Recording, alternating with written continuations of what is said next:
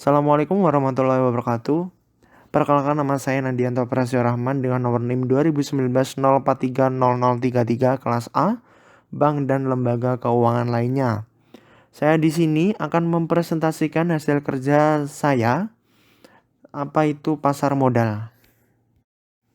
Oke, di slide ini apa yang kita akan bahas? Nah, apa yang kita akan mengulik apa di PPT ini? Yang pertama itu adalah apa itu pasar modal atau definisi pasar modal. Yang kedua adalah jenis pasar modal. Yang ketiga adalah pelaku penunjang pasar modal. Yang keempat adalah strategi investasi di pasar modal. Yang terakhir, yang terakhir yaitu adalah lembaga dan struktur pasar modal. Yang pertama akan kita bahas adalah definisi pasar modal itu sendiri. Pasar modal atau capital market merupakan pasar untuk berbagai instrumen keuangan jangka panjang yang bisa diperjualbelikan, baik surat utang atau obligasi, equity atau saham, reksadana, dan instrumen derivatif maupun instrumen lainnya. Pasar modal merupakan sarana pendanaan bagi perusahaan maupun institusi lain, misal seperti pemerintah atau swasta, dan sebagai sarana bagi kegiatan berinvestasi. Dengan demikian, pasar modal memfasilitasi berbagai sarana dan prasarana kegiatan jual beli dan kegiatan terkait lainnya. Oke, yang keempat yaitu adalah jenis pasar modal. Yang pertama adalah pasar perdana yaitu primary market. Definisinya adalah pasar perdana itu pasar di mana efek-efek yang diperdagangkan untuk pertama kalinya sebelum dicatatkan di bursa efek. Di sini saham dan efek lainnya untuk pertama kalinya ditawarkan kepada investor oleh pihak penjamin emisi melalui perantara pedagang efek atau broker dealer yang bertindak sebagai agen penjual saham. Proses ini biasa disebut dengan penawaran umum perdana atau initial public offering atau IPO.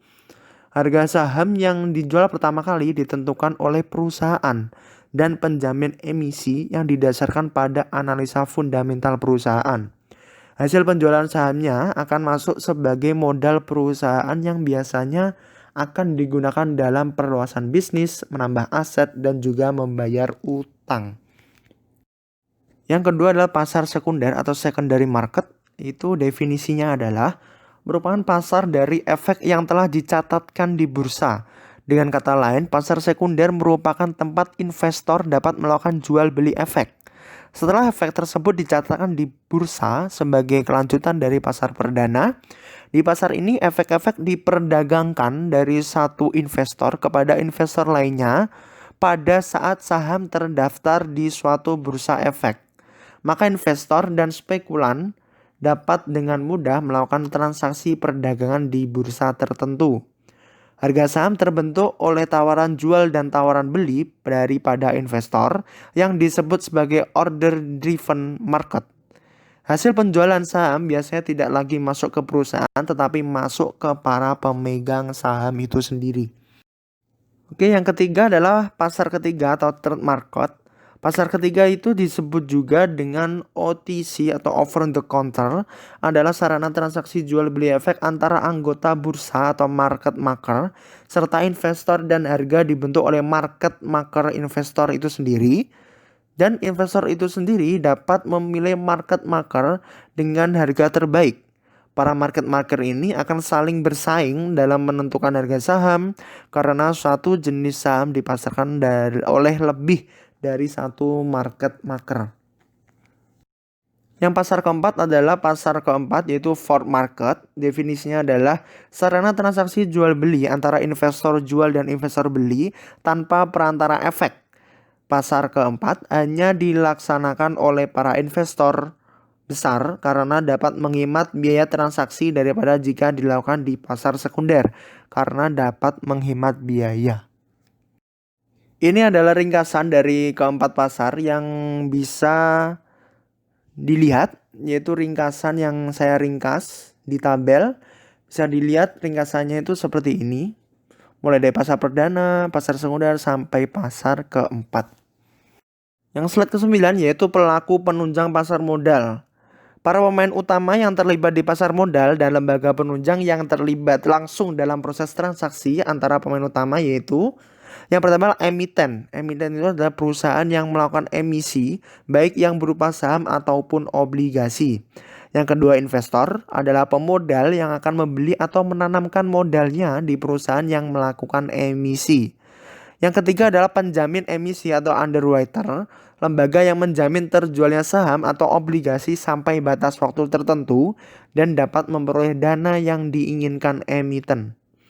Yang keempat adalah agen penjualan, pihak yang menjual efek dari perusahaan yang akan go public tanpa kontrak dengan emiten yang bersangkutan. Yang terakhir, yang kelima adalah pialang atau broker, perantara antara si penjual emiten dengan si pembeli investor dalam jual beli efek. Oke, yang slide 10 yaitu strategi investasi di pasar modal.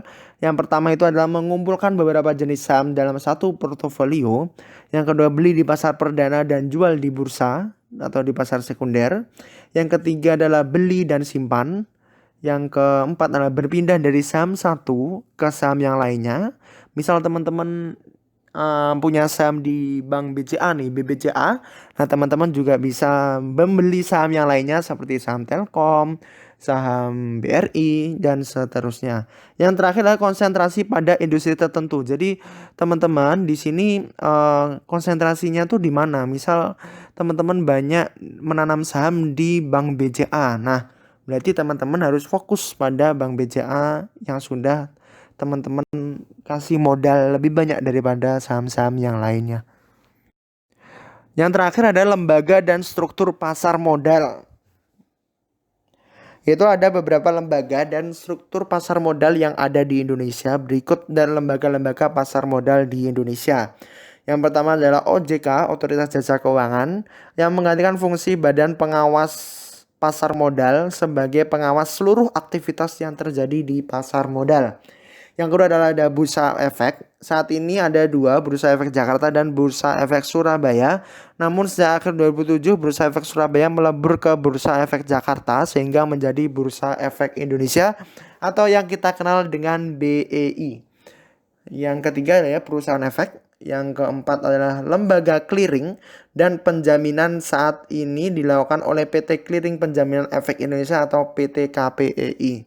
Yang terakhir adalah lembaga penyimpanan dan penyelesaian saat ini dilakukan oleh PT Kustodian Sentral Efek Indonesia atau yang dikenal dengan PT KSEI. Sekian presentasi dari saya, kami cukupkan. Bila ada salah kata kami mohon maaf. Wassalamualaikum warahmatullahi wabarakatuh.